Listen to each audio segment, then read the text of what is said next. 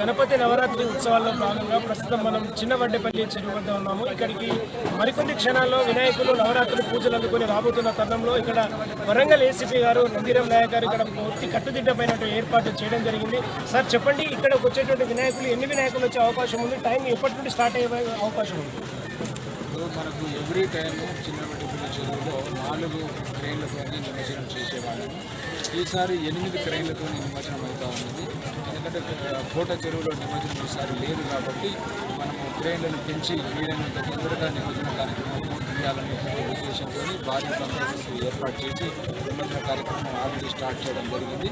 సుమారు 1500 నుంచి 2000 విగ్రహాలు ఇక్కడ నిమజ్జనం అయ్యేటువంటి అవకాశం ఉంది.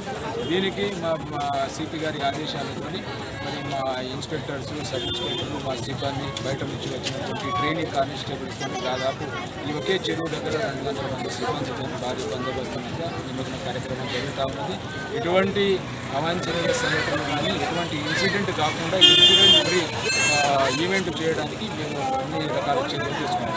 అంటే గత సంవత్సరం కోటి చెరువులో ఎక్కువ ఫ్లోటింగ్ ఉంది, ఇక్కడ కూడా సమాన పాలనలో ఫ్లోటింగ్ ఉంది. ఇప్పుడు అక్కడివి ఇక్కడికి మేళవింగ్ అంటే ఒకటేసారి మిక్స్ అయితే ప్రాబ్లం ఏమన్నా ట్రాఫిక్ ఆక్సిడెంట్ కానీ ట్రాఫిక్ అలాంటి తలెత్తే అవకాశం అనిపిస్తుంది.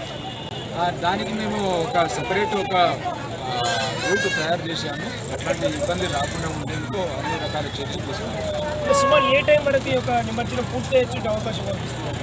ఇది ఎట్లాగూ తెల్లారుతుందండి. మార్నింగ్ 5-6 వరకు కూడా నిమజ్జన కార్యక్రమం జరిగేటువంటి అవకాశం ఉంది.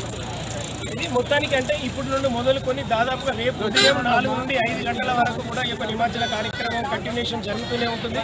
కోటి చెరువులో ఏదైతే నిమజ్జనము నిషేధించబడిందో ఇక్కడికి వచ్చేటువంటి వినాయకులు కూడా ఎవరైతే ఉన్నారో వారన్నింటినీ కూడా ఎలాంటి ట్రాఫిక్ నిబంధనలు పెట్టి ఇక్కడ కూడా వచ్చేటువంటి వాళ్ళకి ఎలాంటి ఇబ్బందులు కలగకుండా పూర్తి స్థాయిలో కట్టుదిట్టమైనటువంటి ఏర్పాట్లు చేశామని వరంగల్ ఏసీపీ నందిరం నాయక్ గారు మనతో చెప్పినారు.